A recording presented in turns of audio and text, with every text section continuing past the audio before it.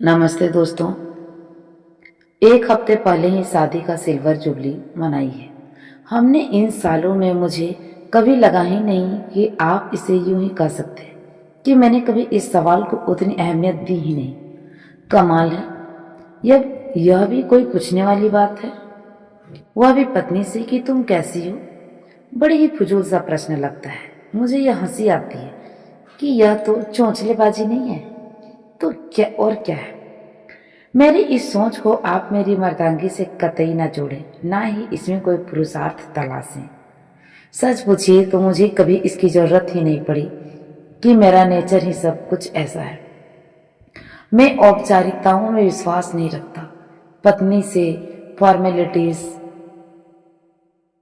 मुझे तो वो हाउ आर यू पूछने वालों में से ही चिढ़ जाती है।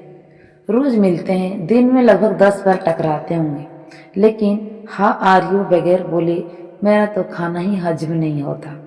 अरे अजनबी थोड़े ही हैं। मैं और आशा तो पिछले 24 साल से साथ में हैं।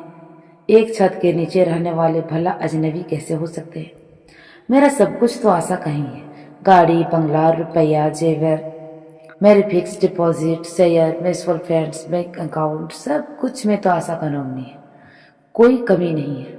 मुझे यकीन है कि आशा भी मुझसे यह अपेक्षा ना रखती होगी कि मैं इस तरह का कोई फालतू सवाल उससे पूछूं, जैसे हाउ आर यू प्रश्न।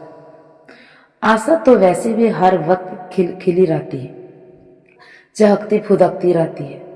50वां सावन छू लिया है उसने, लेकिन आज भी वही फुर्ती है, वही पुराना जोश, शादी के शुरुआती दिनों वाला।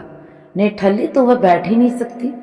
काम ना हो तो ढूंढ कर निकाल लेती है, बिजी रखती है खुद को। अब तो बच्चे बड़े हो गए हैं, वरना एक समय था जब वह दिन भर चक्कर घिरनी बनी रहती थी। सांस लेने की फुर्सत नहीं मिलती थी उसे। गजब का टाइम मैनेजमेंट करती थी। मजाल है कि कभी मेरी ऑफिस लेट हो, बच्चा का टिफिन ना बन पाया हो, कभी बच्चों की स्कूल बस छूट गई हो। गर्मी हो, बरसात हो या जाड़ा हो, वह बिना अब्सेंट्स किए बच्चों को बस स्टॉप तक छोड़ने जाती थी। बाथरूम में मेरे अंडरवियर बनियान टांगना, रोज टॉवेल ढूंढ कर मेरे कंधे पर डालना, और यहाँ तक कि बाथरूम की लाइट का स्विच भी ऑन कर देती थी। ऑफिस के लिए निकलने से पहले टाई, रुमाल, पर्स, मोबाइल, लैपटॉप आज भी टेबल पर मुझे करीने से सजा मिलता है। उसे चिंता रहती है कि कहीं मैं कुछ भूल ना जाऊं, ऑफिस के लिए लेट ना हो जाऊं। आलस तो आशा के सिलेबस में है ही नहीं।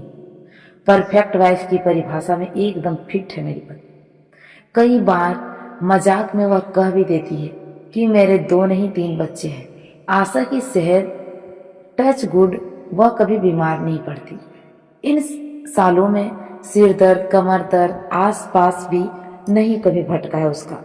एक पैसे भी उसने मेडिकल पर अभी तक खर्च नहीं किया।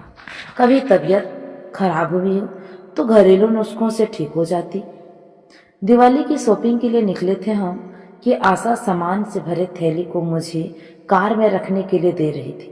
दुकान की एक सीढ़ी पर वह उतर चुकी थी, दूसरी सीढ़ी पर वह जैसे ही पांव रखी कि फिसल गई।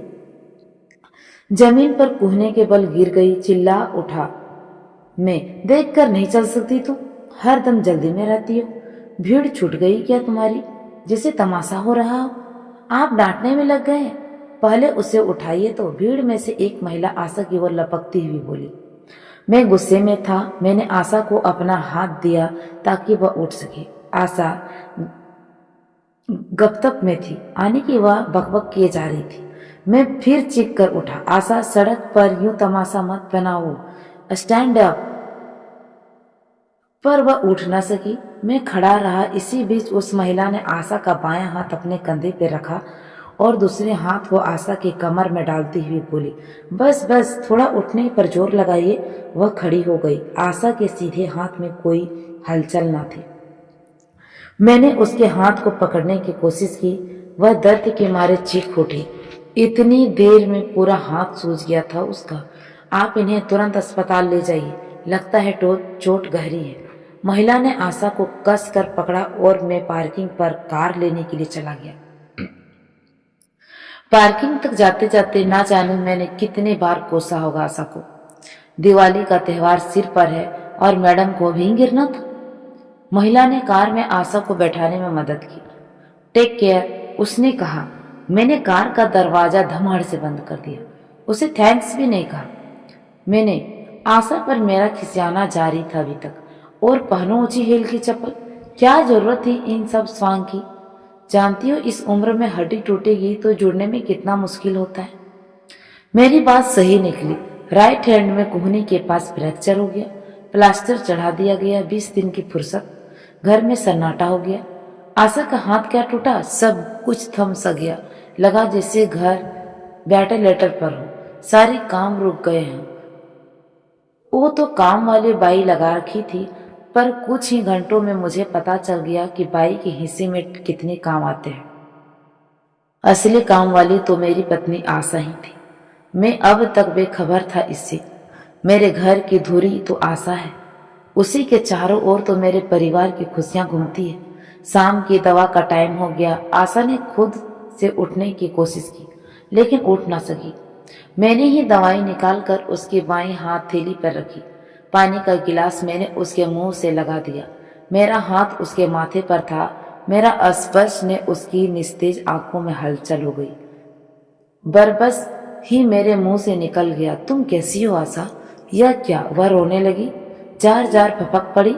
उसकी हिचकियां तो रुकने का नाम ही नहीं ले रही थी। उसके आंसू मेरे हाथ पर टपक रहे थे। आंसू की गर्माहट मेरी रंगों से होकर दिल की ओर बढ़ने लगी। उसके अश्क की उस्मा ने मेरे दिल पर बरसों से जमी बर्फ को पिघला दिया। अक्सर हम अपनी ही सोच, अपने विचार और अपनी धारणाओं से अभिशप्त हो जाते हैं।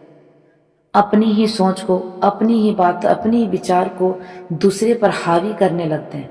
दूसरे को अपनी ही अपेक्षा से उसे सोचने लगते हैं। अपने ही अकॉर्डिंग्स हम लोग दूसरे को काम पर उतार देते हैं, खासकर घर की स्त्रियों को।